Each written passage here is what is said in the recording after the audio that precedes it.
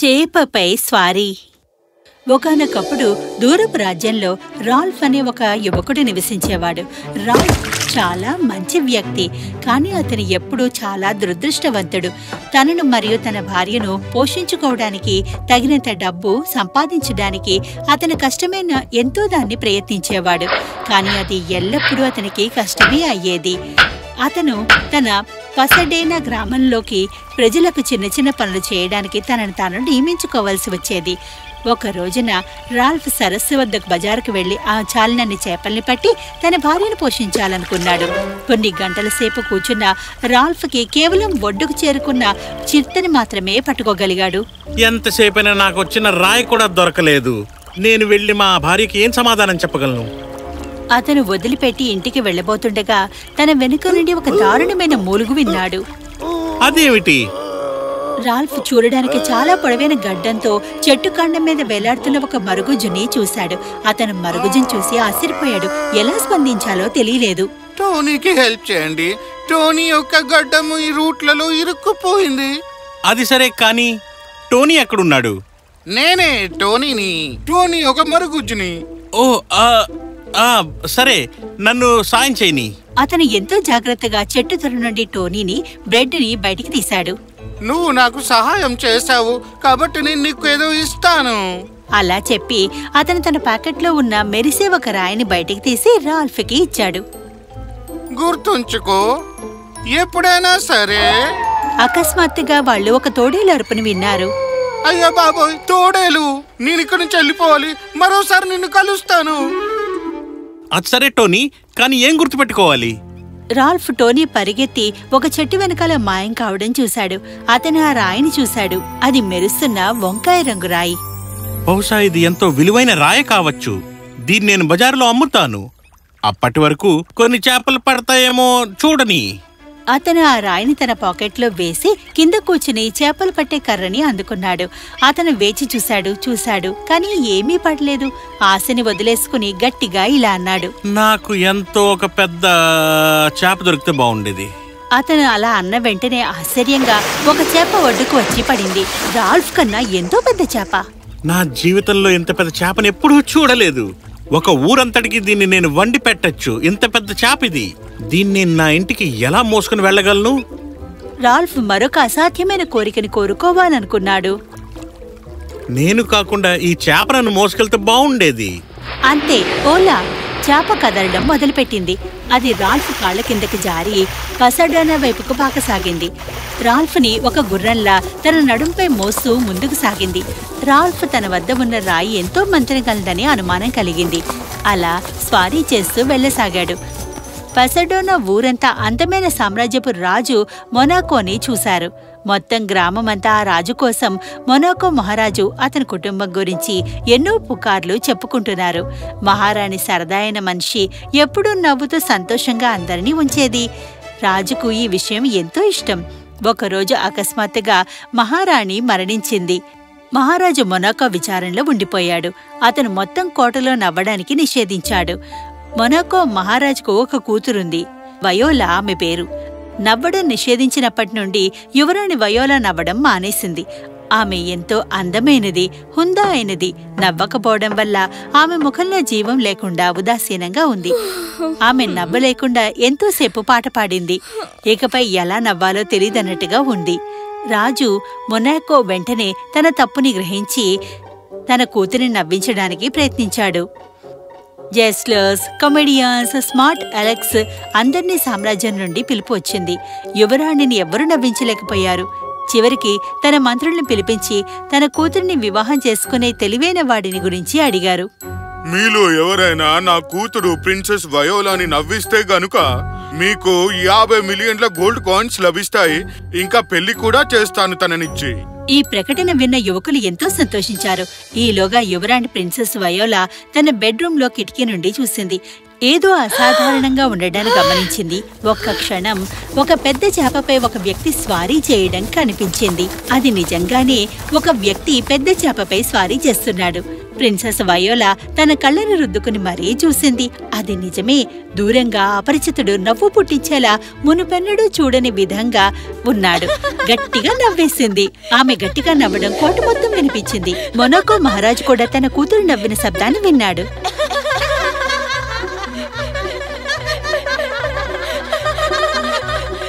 రాజు వెంటనే అక్కడి నుంచి లేచి వెళ్లి ఆమె గదికి వెళ్ళాడు. ఆమె నవ్వడం చూశాడు. వయోలానే నవ్వింది. చివరిగా ఎవరో గాని నా కూతుర్ని నవ్వించారు. రాజు వెంటనే సభని వదిలి ఆమె వద్దకు వెళ్ళాడు. ఏమైంది వయోలా? నిన్ను అంతగా నవ్వించింది ఏమిటి? ఆమె కడుపు పట్టుకుని నవ్వుతుండడం చూసి వయోలా కిటికీ వైపు నుండి బయటికి వేలు చూపింది. నాన్న, నేనింక నవ్వు ఆపుకోలేకపోతున్నాను. ఈ అపరిచితుడి గుర్రానికి బదులుగా దేనిపై స్వారీ చేస్తున్నాడో చూడండి. ఆమె తండ్రి కిటికీ వద్దకు వెళ్లి చూశాడు. రాల్ఫ్ పెద్ద చేపపై స్వారీ చేస్తుండడం ఇక వయోలా ఈ అద్భుతాన్ని మళ్ళీ చూసింది. కానీ మొదటిసారి తన కూతురు సంతోషాన్ని చూశాడు. వెంటనే తను చేసిన ప్రకటన విషయం గుర్తొచ్చింది. అతను వెంటనే తన భటుల్ని పంపి చేపపై స్వారీ చేస్తున్న ఆ అపరిచితుని కోటలోకి తీసుకురమ్మన్నాడు. నేను అతన్ని ఎలాగైనా కలవాలి. రాల్ఫ్ వెంటనే రాజు ఎదుట ప్రవేశపెట్టబడ్డాడు. అందరూ నిన్ను ఏమని పిలుస్తారు మిస్టర్? రాల్ఫ్ మహారాజా. నేను ఈ దగ్గరలో ఉన్న గ్రామం పాసడీనాలో ఉంటున్నాను. చేప మీద సవారీ కాకుండా ఇంకా ఏం చేస్తావు రాల్ఫ్? అది మహారాజా, నేను చేపల్ని పడతాను, అప్పుడప్పుడు వాటిని మార్కెట్లో అమ్ముతాను కూడా. మీకు అర్థమైందనుకుంటా. ఓ, ఒక ప్యాజెంట్. నేను అనుకున్న నిర్ణయానికి పరిణామాలు ఎలా ఉంటాయో అనుకుంటూ ఉన్నాను. ఎటువంటి నిర్ణయం మహారాజా? మహారాజు మొనాకో రాల్ఫ్ కి ప్రతిదీ వివరించాడు. రాల్ఫ్ ఎంతో సంతోషించాడు. నువ్వు నాకు ఎలాంటి అవకాశము వదల్లేదు. నువ్వు నా అందమైన కూతుర్ని పెళ్లి చేసుకునే తీరాలి. రాల్ఫ్ నవ్వాడు. మహారాజు తన 50 కోట్ల బంగారు నాణాలు ఇవ్వడమే కాకుండా అతని కూతుర్ని కూడా వివాహం చేసుకోవాలి.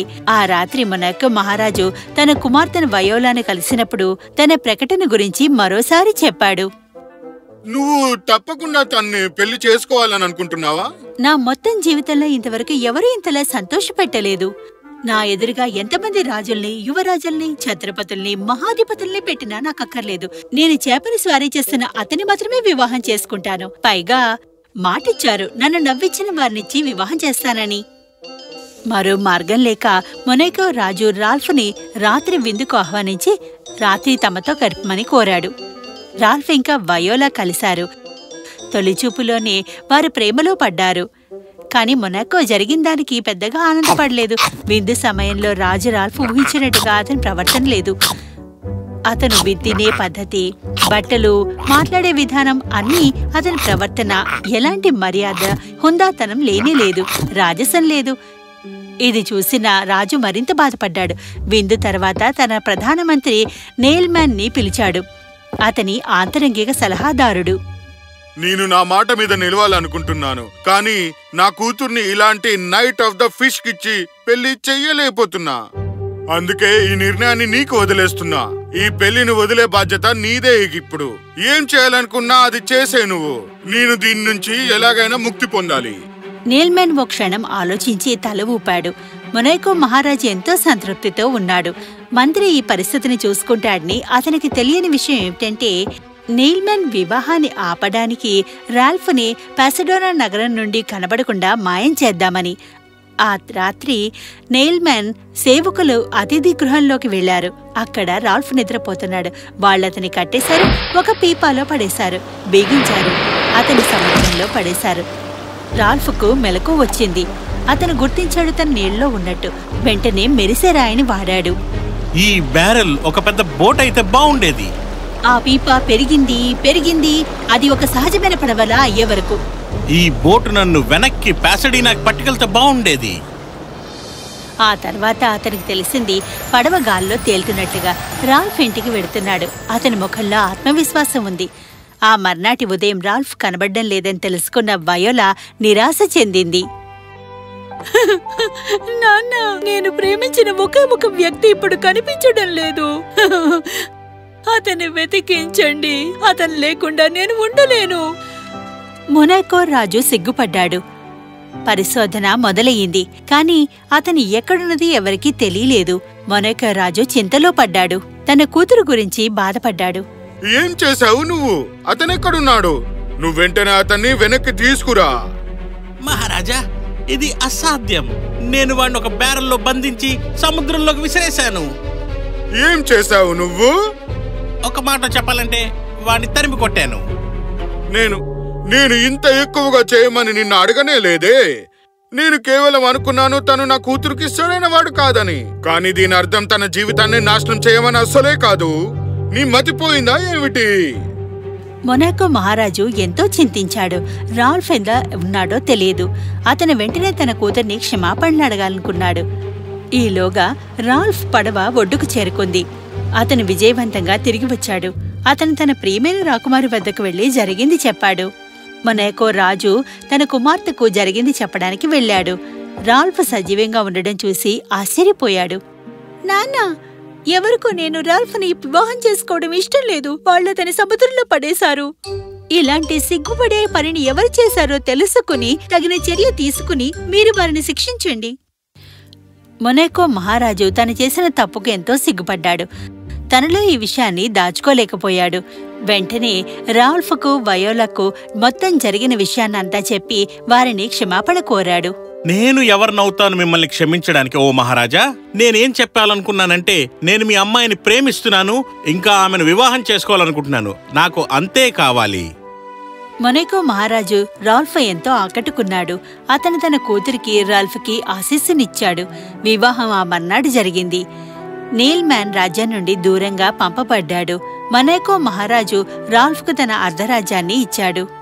ధన్యవాదాలు మహారాజా. నాకు మీరిచ్చే అర్ధరాజ్యము అక్కర్లేదు, ఇంకా ఎటువంటి ధనధాన్యాలు అక్కర్లేదు. ఇలా చెప్పి వెంటనే రాల్ఫ్ ఒక చిన్న పాకలోకి వెళ్లిపోయాడు. అతను చుట్టూ చూశాడు. అతని భార్య అతని పక్కనే ఇంకా నిద్రపోతూనే ఉంది. ఇది నిజంగానే చాలా విచిత్రమైన కళ అనుకుంటా.